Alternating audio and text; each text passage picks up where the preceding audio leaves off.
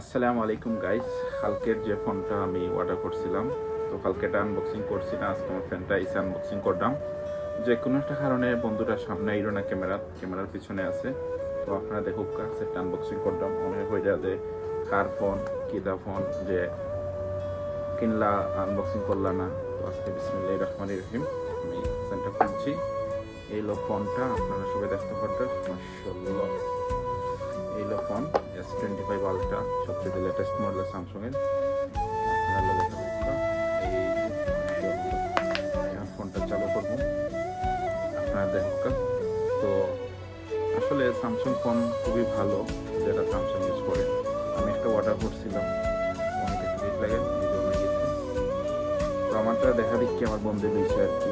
তো সবাই কমেন্ট করবা যে S25 আলট্রাটা আসলে ফোনটা কীরকম হয়।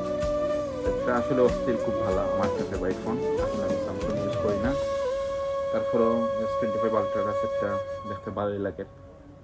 মাশাআল্লাহ, চালু হয়ে গেছে স্টার্ট। তো অনেকে কইটা যে কার ফোন আনবক্সিং করি, দেখাই না, এমনি দেখাই।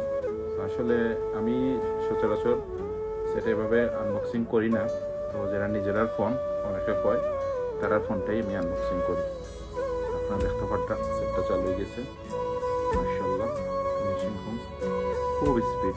এই যে ওটা ক্যামেরা, অস্থির ক্যামেরা, খুবই সুন্দর ক্যামেরা।